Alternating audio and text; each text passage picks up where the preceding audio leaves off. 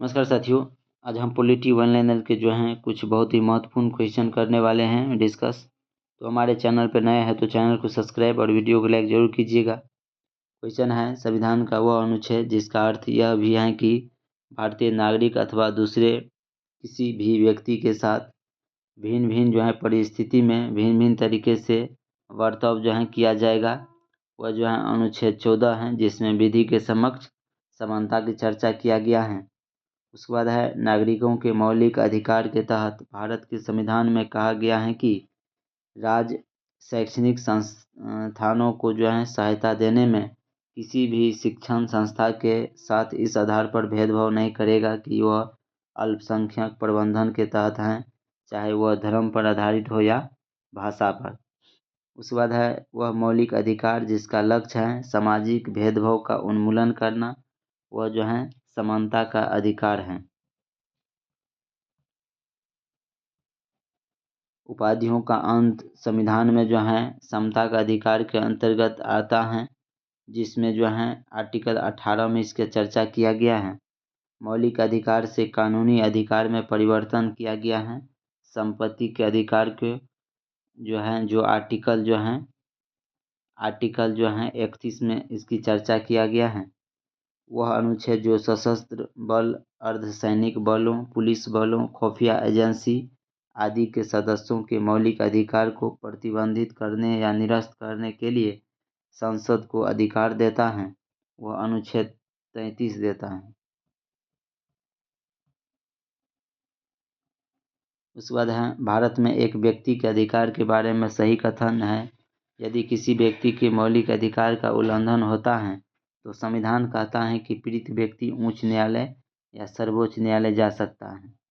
उसके बाद है, यदि किसी व्यक्ति के कानून अधिकार का उल्लंघन होता है तो वह एक समान न्यायालय में जा सकता है। जो कानून तथा कार्यकारी कार्यवाही मौलिक अधिकार के विरुद्ध हो, वे अमान्य या रद्द माने जाएंगे। जीवन का संरक्षण और व्यक्तिगत आज़ादी स्वतंत्रता के मौलिक अधिकार का अंग है। भारत के नागरिकों के मौलिक अधिकार के संदर्भ में सही कथन क्या है? तो अस्पृश्यता एक उपाधि है और ऐसा आचरण करने वाले को कानून सजा मिल सकती है।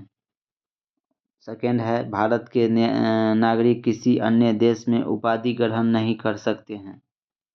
उसके बाद है, संविधान का वह अनुच्छेद जिसके तहत मजिस्ट्रेट की अदालत में याचिका दायर करके कोई भी नागरिक किसी सार्वजनिक मुद्दे पर जनहित अथवा जन कल्याण के उद्देश्य से न्यायालय जा सकता है, वह अनुच्छेद 32 के तहत जा सकता है। उसके बाद है, भारत संविधान में नागरिकों के मौलिक अधिकार के रूप में उल्लेखित सही कथन है। तो किसी भी व्यक्ति को एक ही अपराध के लिए एक से अधिक बार दंडित नहीं किया जा सकता है। वह अनुच्छेद जिसमें भाषण और अभिव्यक्ति की स्वतंत्रता का अधिकार दिया गया है, वो अनुच्छेद 19 के ए में इसकी चर्चा है। भारतीय संविधान के एक अनुच्छेद है 20 जो संबंधित है दोष सिद्ध के विरुद्ध संरक्षण से। उसके बाद है, भारतीय संविधान का अनुच्छेद है 21 के ए के तहत राज्य को 6 से 14 वर्ष की आयु के सभी बच्चों को मुफ्त और अनिवार्य शिक्षा प्रदान करती हैं। उसके बाद है, भारतीय संविधान का एक अनुच्छेद है 22 जो संबंधित हैं कुछ मामलों में गिरफ्तारी या हिरासत के खिलाफ संरक्षण से संबंधित हैं। वह मौलिक अधिकार जिसका उल्लंघन होने पर कोई भी नागरिक अधिकार का सहारा लेकर अदालत में जा सकता है, वो संवैधानिक उपचारों का अधिकार है। आर्टिकल 32 के तहत सर्वोच्च न्यायालय जा सकता है और आर्टिकल 226 के तहत उच्च न्यायालय जा सकता है। उसके बाद है, धर्म की स्वतंत्रता का अधिकार जो अधिनियम 25 से लेकर 28 तक इसकी चर्चा किया गया है। भारतीय संविधान का वह अनुच्छेद जिसके अंतर्गत प्रत्येक नागरिक को मानवीय गरिमा से जीने का अधिकार है, यह अनुच्छेद 21 में इसका चर्चा किया गया है। उसके बाद है, नैसर्गिक न्याय के सिद्धांत लागू होते हैं तो प्रशासनिक कार्यवाहियों पर। उसके बाद है, अर्धन्यायिक कार्यवाहियों पर और न्यायिक कार्यवाहियों पे सभी पे जो हैं लागू होते हैं।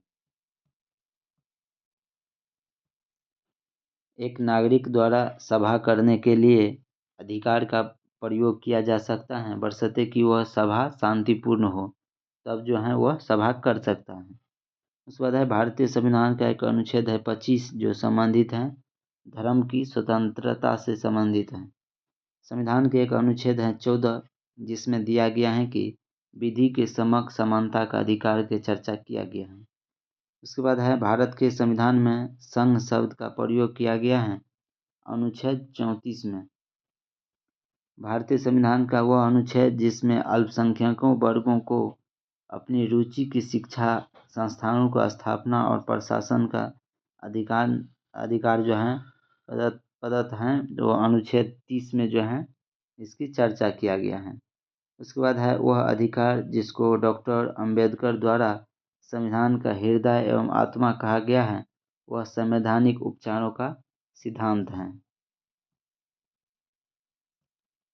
उसके बाद है सर्वोच्च न्यायालय द्वारा समुचित पर्यावरण के अधिकार को प्राण एवं दैहिक स्वतंत्रता मौलिक अधिकार में शामिल माना गया है। उसके बाद है मानव अधिकार की सार्वभौमिक घोषणा का अनुच्छेद 6 संबंधित है कानून के समक्ष एक व्यक्ति के रूप में मानता का जो है अधिकार से। उसके बाद है यूएसए के संविधान में पहले 10 संशोधन के लिए सामूहिक नाम है बिल ऑफ राइट्स। अनुच्छेद 31 का ए, 31 का बी और 31 का सी के जो है संवैधानिकता डॉट के मामले में चुनौती का विषय था। वह वमन जो है रव बनाम भारत संघवाद के बीच में जो है चुनौतीपूर्ण था। वह व्यक्ति ही जिसने मूल अधिकार को हमारे लोगों के लिए एक प्रतिज्ञा तथा सभ्य विश्व के जो है साथ किया गया समझौता कहा था और डॉक्टर एस राधाकृष्ण था।